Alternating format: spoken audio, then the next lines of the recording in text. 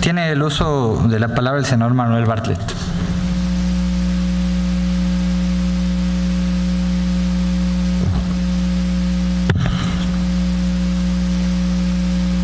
Muchas gracias, señor presidente. Yo quisiera hacer algunos comentarios en relación con este proceso. En la última designación que se hizo,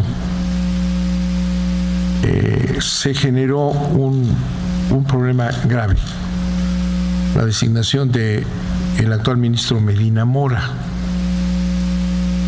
Hubo toda una serie de protestas porque se consideró que Medina Mora no era idóneo para el cargo, uno, y dos, que se trataba de un asunto personal por su vinculación con Peña Nieto en su trabajo desde la Embajada norteamericana.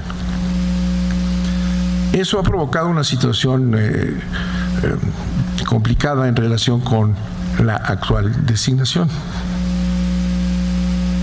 Y además le quiero comentar que en una reunión que se tuvo con los miembros de la Comisión Interamericana de Derechos Humanos, en la que estuvimos presentes prácticamente todos los que estamos aquí, se planteó el problema por parte de uno de los miembros, de uno de los jueces, se planteó el problema de la falta de acceso a la justicia y la impunidad como un problema generalizado en el país. Y mencionó que estando por decidirse el proceso o iniciarse el proceso para la selección de 2 ministros por la salida que se está dando en este momento de 2 ministros de la Corte, le preocupaba mucho a la Comisión Interamericana de Derechos Humanos que se diera un reforzamiento o una designación que fuera en contra de la independencia y autonomía de la Suprema Corte de Justicia. Se discutió también el tema, el procedimiento mismo, el procedimiento que permite al presidente de la República prácticamente definir él a los ministros con su terna y la posibilidad de que si no hay selección, él la hace. Entonces, al final de cuentas, tenemos una Suprema Corte desde 1928 por impulso de Álvaro Obregón, decidida por el presidente de la Corte.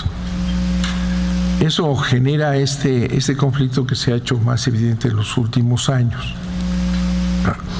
Seguramente usted le dio seguimiento a las reformas estructurales porque pues su función lo ha mantenido siempre desde el área jurídica, viendo todos los cambios, etcétera, que se han dado. La Suprema Corte de Justicia, frente a un amparo en contra de la reforma energética, en el que se alegaba la violación al procedimiento que no está vetada por la ley de amparo, se negó a traer el caso, siendo que la importancia y trascendencia era absolutamente evidente, y lo resolvió un tribunal colegiado. Tan es este tema importante el que estemos frente a una exigencia de autonomía y de independencia de la Corte, de la Suprema Corte de Justicia. El propio ministro Silva, en su discurso de despedida hace unos días, refiriéndose a la reforma constitucional que está vigente, ¿no?, de 94, dice, se privilegiaba definitivamente y se hacía mucho énfasis en la autonomía e independencia de los cuerpos judiciales y fundamentalmente de la Suprema Corte de Justicia. Empezamos a decidir con total autonomía, dice, cuando se inició el funcionamiento de la reforma, con un marcado interés en la autonomía. Dice, había que generar una especie de confianza en la sociedad. Ese espacio que se necesitaba tanto en la sociedad, confiar en el máximo órgano de justicia de la República, empezamos a trabajar. Ese es un tema central. Le doy los dos elementos que lo pusieron en la mesa. La Comisión Interamericana de Derechos Humanos, que señala que hay una absoluta impunidad en el país, y la cuestión de una enorme molestia con la designación de Medina Mora. Es más, se ha analizado que son ya un número importante de ministros que no vienen de carrera, no obstante que hay el planteamiento que preferencia deben de venir de la carrera judicial, ¿no? Y alguien analizaba, bueno, pues recordando la acción de inconstitucionalidad en contra de la ley Televisa, que fue célebre, para decir, pues ya no va a haber posibilidad que haya una acción inconstitucional en el futuro si los nuevos ministros, junto con los que ya están vinculados a los intereses del Ejecutivo.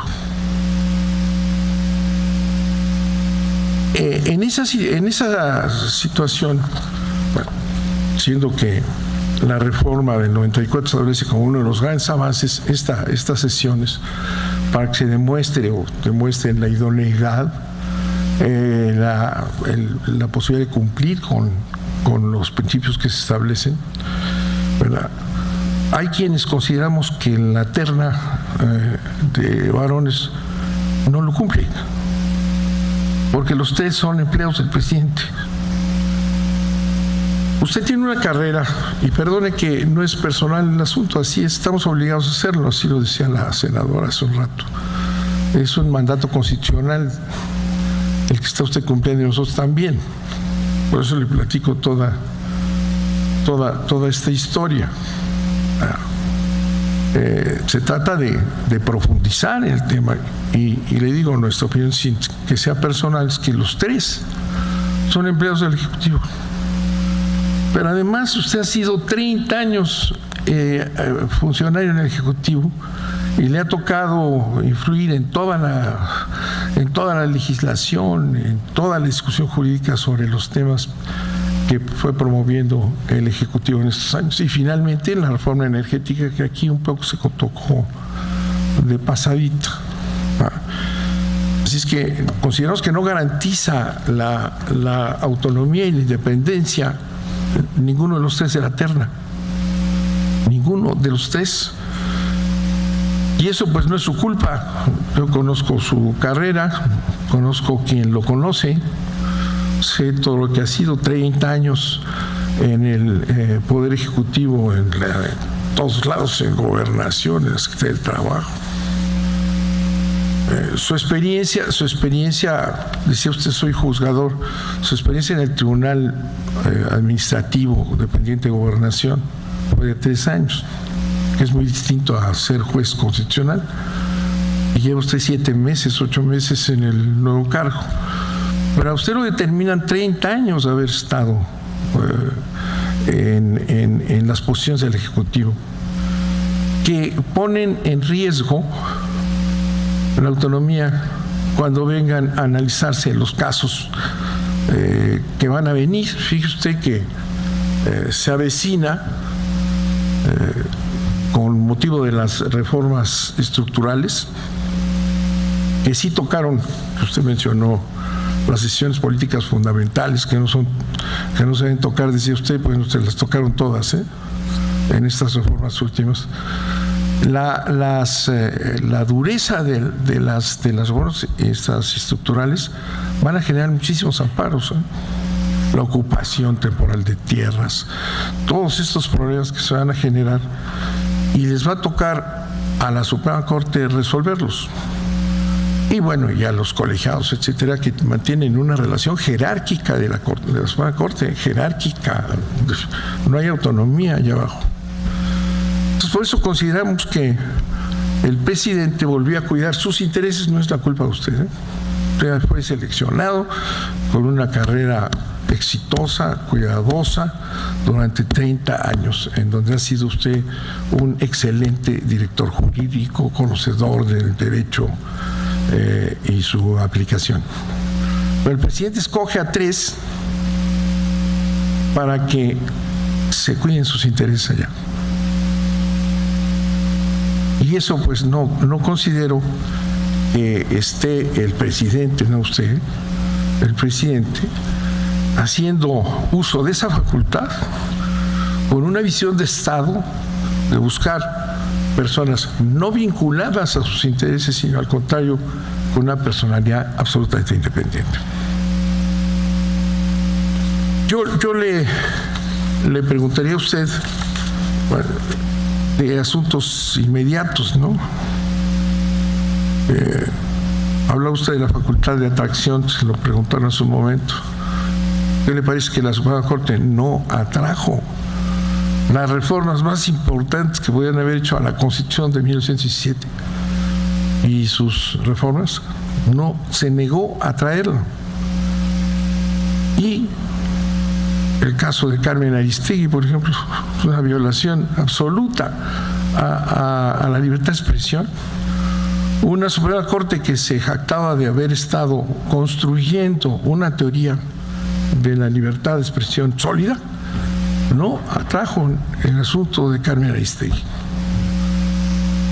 Dice, al retirarse el señor ministro Silva, en este esfuerzo por ser autónomas, independientes, no hubo razón de Estado, lo dijo.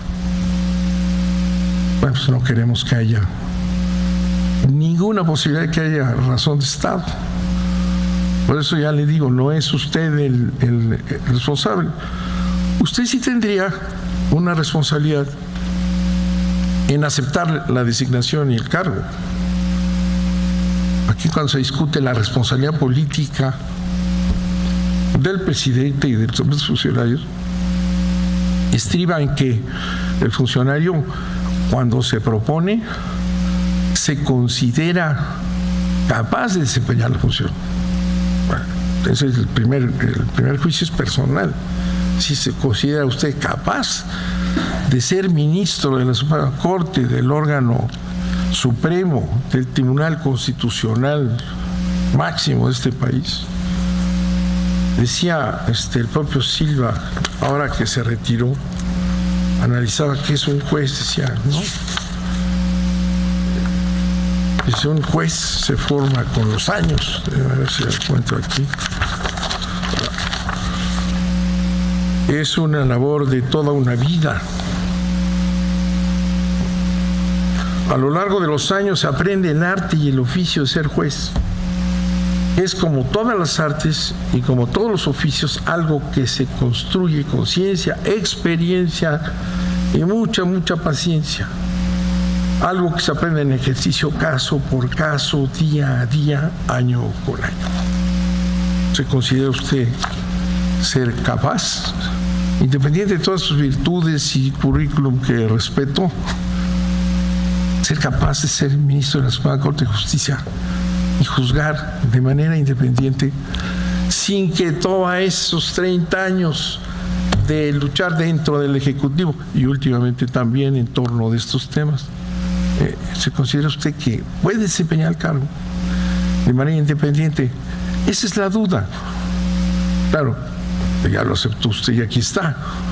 Y me va a decir que sí, y lo ha dicho al finalizar su discurso siempre, ¿verdad?, que va a ser usted totalmente imparcial. ¿Usted cree que después de 30 años de defender al Ejecutivo, cuando se presenten casos, muchos en los que usted trabajó del otro lado, años, y defendió jurídicamente, porque era usted un funcionario de las áreas jurídicas, y defendió usted amparos y estuvo defendiendo al Ejecutivo, cuando llega usted después de 30 años de esa postura y se encuentra usted frente a casos que usted defendió del otro lado, va usted a poder ser, ¿verdad?, frente a la reforma energética ser imparcial y conceder amparo a las comunidades indígenas que estén en contra de que se ocupen sus territorios por empresas transnacionales? Sí puede usted cree.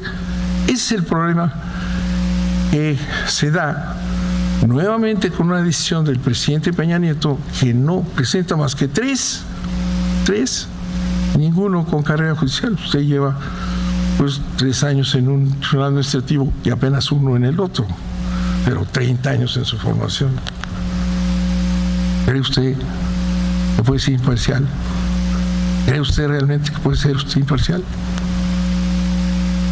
Esa sería la pregunta. Sé lo que me va a contestar, pero estoy diciendo lo que la gente cree, ¿verdad? Muchas gracias por su atención. Gracias, senador. Tiene el uso de la voz del compareciente para dar respuesta.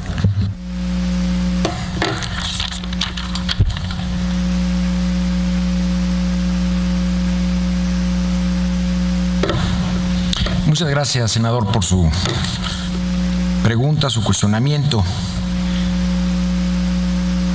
Yo sé que ya conoce mi respuesta, pero se la voy a tratar de fundamentar un poco. Mire, y usted me va a entender muy bien, porque usted escribió en el 57 su tesis de licenciatura sobre responsabilidad del Estado, que yo consulté y lo consulté con usted en alguna ocasión hace muchos años. Y creo que con esto pretendo contestarle con todo acomedimiento y respeto, ¿no? Cuando yo elegí ese tema, la responsabilidad patrimonial del Estado, lo hice en la óptica del gobernado, en la óptica del administrado, de la óptica del individuo. Y decía yo, cuando hablaba con mis superiores y con las autoridades del Ejecutivo, creo que se debe incorporar un principio en virtud del cual se garantiza la integridad patrimonial de los administrados o gobernados. Porque los daños y perjuicios que la administración genera todos los días, hoy por hoy, no pueden repararse o pueden repararse bajo un procedimiento tortuoso e ineficaz de la responsabilidad extracontractual del Estado, la ley aquiliana. Y eso no le está reparando al individuo, al gobernado, nada.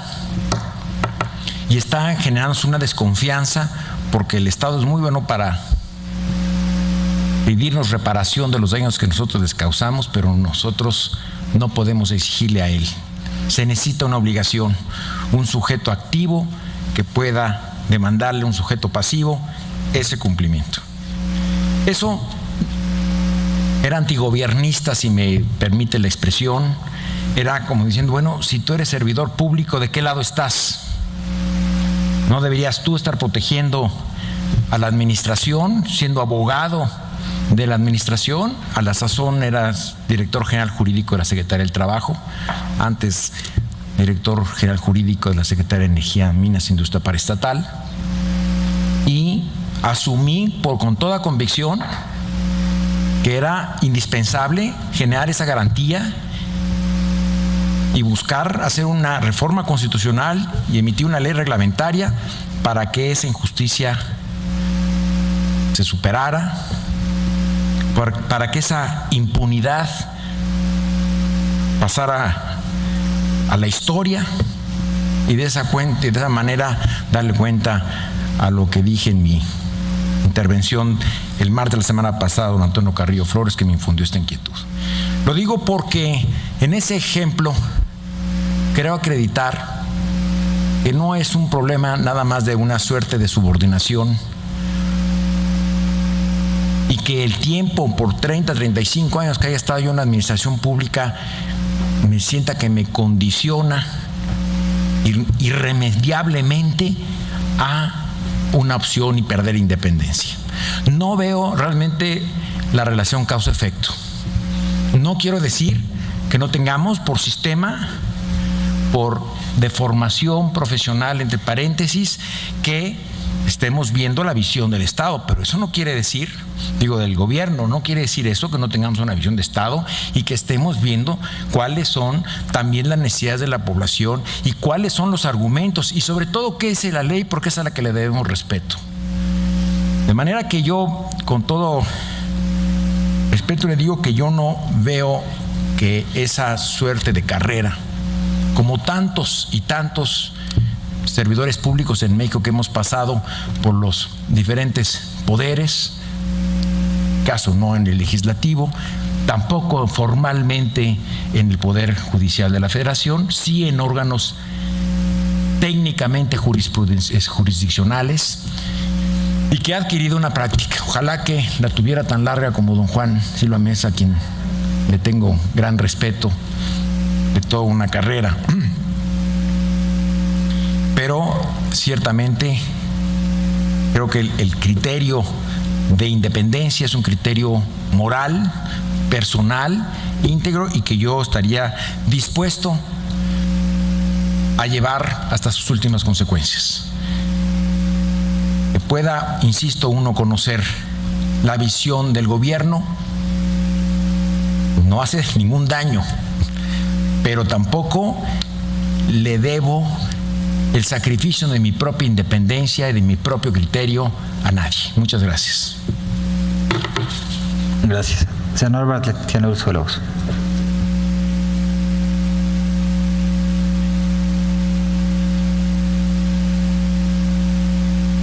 No es ocioso el planteamiento. La Suprema Corte sí ha actuado acatando razones de Estado, que nos acabo de describir, en detrimento de los intereses nacionales y de la protección de los intereses de este país, de la mayoría, sí ha actuado así. Por aquí creo que se tocó la consulta, también seguramente está usted, de todo lo que yo le vaya a plantear sobre cuestiones del Ejecutivo, se la sabe usted de memoria desde hace 30 años. La decisión de la Suprema Corte de Justicia de que no era posible hacer la consulta con 2 millones de firmas,